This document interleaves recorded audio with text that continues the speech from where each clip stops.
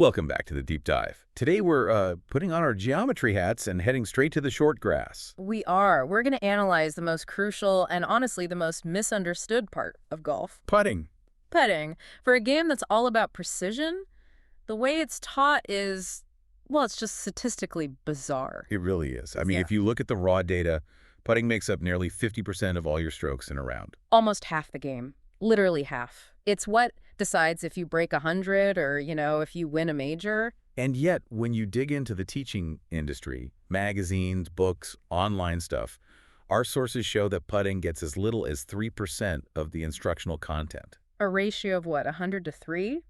For full swing versus putting? It's wild. It sets you, the listener, up for failure. You're Yeah. basically told to just guess on half your shots. Exactly. Conventional wisdom is all built on this vague lore. Things like, you've just got the touch, or feel can't be taught. Right, read the grain. We're here to offer a serious alternative. We want to explore a new approach, sort of a mechanics of instinct. It swaps that vague feel for a foundation in neuroscience, physics, and biomechanics. So it's about leveraging how your brain actually learns movement. Precisely.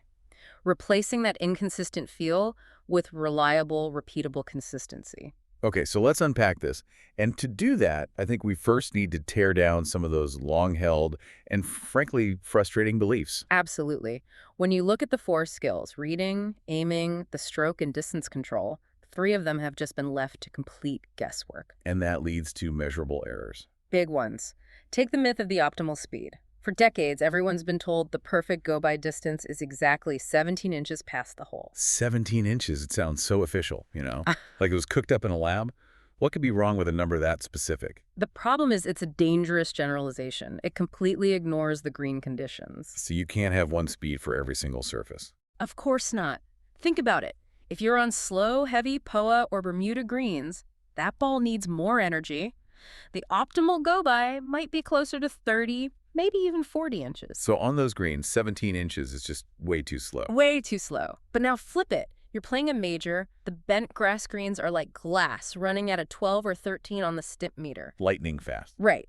Hitting it 17 inches by is going to send your ball 3, maybe 4 feet past on a miss. The optimal speed there is more like 5 to 10 inches. So the real rule should be, what, the slowest possible speed that still gets it to the hole? The slowest speed that overcomes the slope. That's it. Following that 17-inch rule just guarantees you're going to be wrong on half the courses you play. Wow. Okay, but distance is one thing. The data on aiming is, I think, even more shocking. Oh, this one is staggering. And it applies to everyone from a beginner to a tour pro. Which is? 90% of all golfers do not aim their putters inside the hole on a straight 10-foot putt. 90. Come on. 90%. They are aimed slightly outside the cup, sometimes by several inches. And the real irony, they think they're aimed perfectly at the center. So most people are trying to make a stroke work with a tool they don't even know is pointed in the wrong direction? It creates this cognitive dissonance, The ball misses right, so the golfer thinks, oh, I pushed it, and they try to manipulate the stroke. Instead of fixing the real problem, which is their aim in the first place. Exactly. The old focus was always on these isolated mechanics, like arguing about an R-swing versus a straight back path. Right, that whole debate. We're shifting the focus from the club to you, the human actor. The new paradigm is that every single putt is the same process. The only things that change are your target and the length of your backstroke. Okay, so if the conventional way read then aim, then stroke is failing us, how do we actually build competence? That's the conceptual shift. On the course, you do perform the skills in that order. 1, read the putt. 2, aim. 3, make the stroke. And 4, control the distance. Chronological. Makes sense. But to master it, you have to learn it inside out. We call it the revealed learning path. Why backwards? That seems so counterintuitive. Because if you start by learning to read the green, you're picking a target without knowing what your own weapon can do. Ah. Think of it like this. You can't pick a flight path for a missile if you don't know its reliable velocity and trajectory. You'll miss every time. Okay, that makes perfect sense. You have to build a reliable weapon first. Precisely. So the learning path has to be touch, then stroke, then aim, and only then read. Master your speed, build a reliable stroke, learn how to point it. And only then can you use that reliable system to pick a target. If you read a green that needs a start line 10 inches out, but you can only aim 5 inches out, the read was a complete waste of time. Got it. Okay, let's start at the true foundation then. The engine. Skill number 4, touch. Right. We've all been told touch is feel, something you either have or you don't. But this deep dive says no. Distance control is predictable. It's just physics and tempo. The formula is really simple. Touch equals tempo plus targeting. So it's not some magic feel. Not at all. There are a few factors you can't control, like the putter's mass or the green speed, but the one thing you can control every single time is your tempo. Which brings us to this 2-to-1 ratio, the signature of a natural stroke. Tell me about the physics here. This is all about gravity. In a natural instinctive stroke, the backstroke takes twice as long. That's the 2 is the downstroke to impact the 1. Twice as long on the way back. Why? Think about just dropping a ball. It accelerates smoothly, right? The 2-to-1 ratio just captures that natural rhythm. You have a smooth deceleration as you reach the top of the backswing, and then this inevitable gravity-assisted acceleration on the way down. So if I try to rush my backstroke, or if I try to force the club through impact, You're breaking the rhythm. You're violating the ratio. So many amateurs have a quick, jerky backstroke, and then they try to slow down and guide the putter through. It kills any chance of consistency. the 2-to-1 rhythm is just easier to time because it's natural. And it's the most repeatable.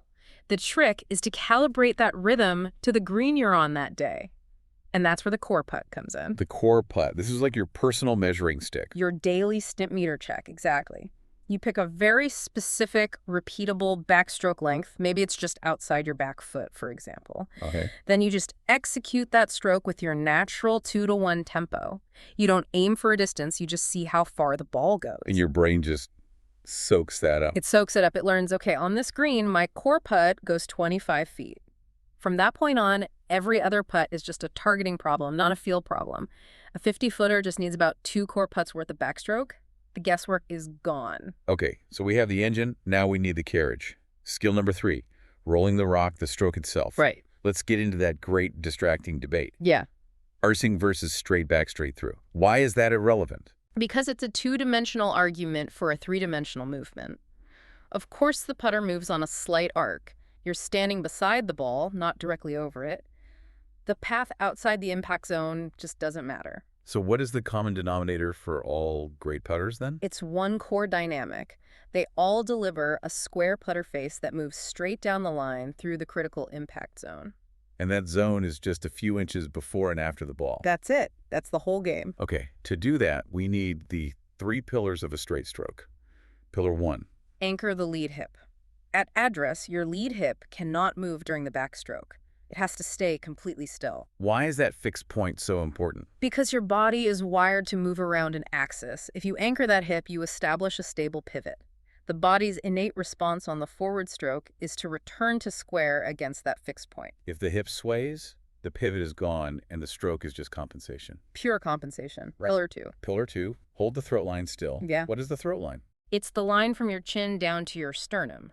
That line must stop rotating at impact. Stop. It has to stop. The reason amateurs pull putts is that their torso and shoulders just keep turning through the ball, pulling the putter face left.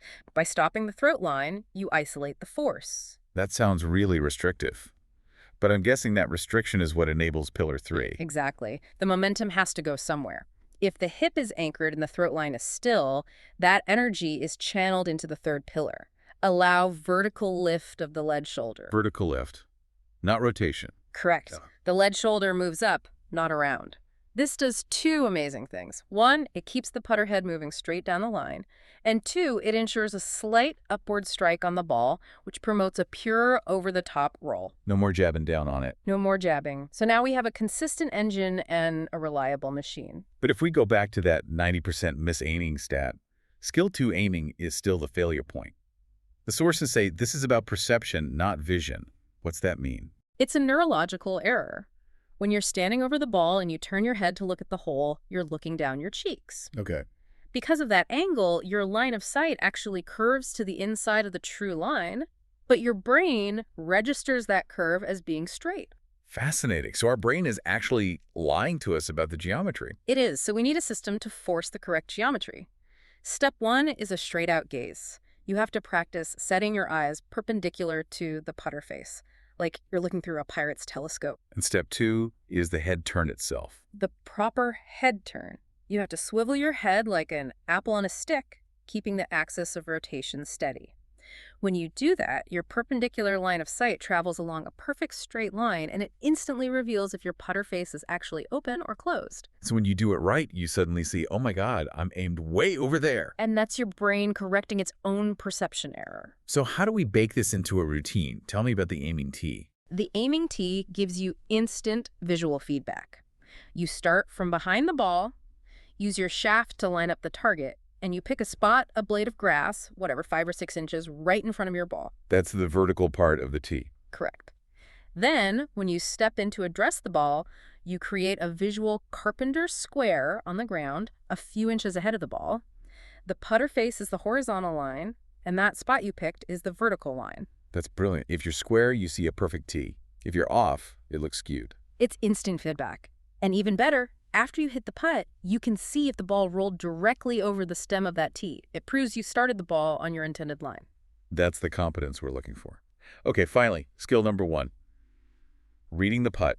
This is where everyone goes back to just guessing, especially on big breakers. And they guess at the apex. Right, everyone tries to aim for the apex, the high point of the break. And you can't aim there.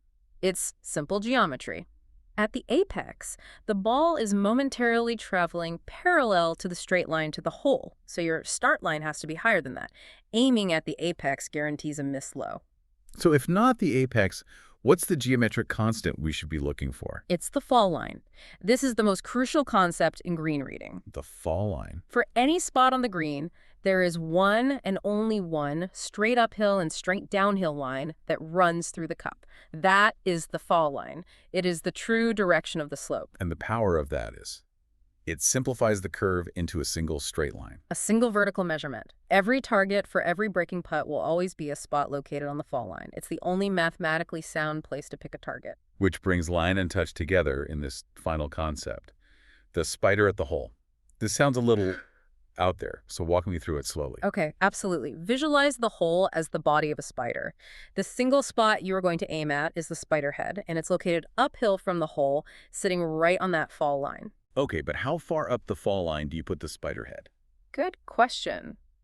You do it by imagining a putt. Picture yourself hitting a side hill putt of the exact same length, but you aim it straight at the hole. Just ignore the break entirely. Okay, so gravity's going to pull that imaginary putt downhill. And it's going to cross the fall line at some point below the cup. You just need to estimate that distance. Let's say it's 2 feet below the cup. Got it. 2 feet below. That's the key. You take that measurement 2 feet, and you place your actual target, the spider head, the exact same distance above the hole, still on the fall line. So 2 feet above the hole on the fall line. That's your target. You just aim at the spider head with the touch and the stroke we've already built, and you let gravity do the work.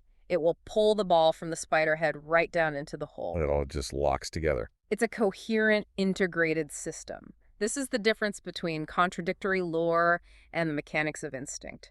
It builds true competence. So we've moved from confusion to competence. We're past anecdotal advice and into a real understanding of what works and why.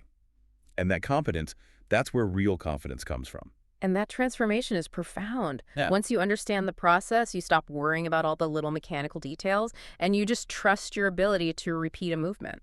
So now that you have this framework, here's something to think about. If that 2-to-1 tempo ratio is natural because it's based on gravity, what about a chip shot?